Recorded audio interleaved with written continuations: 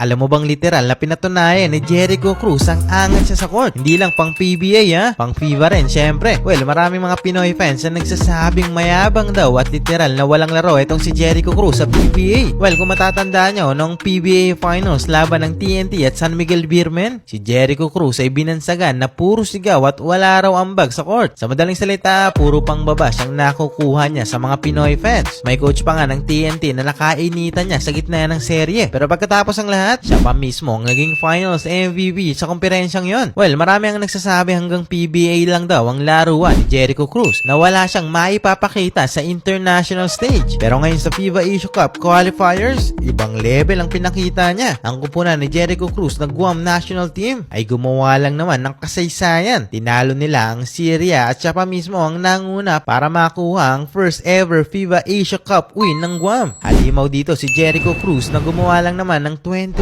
points in 5 of 7 shooting sa 3.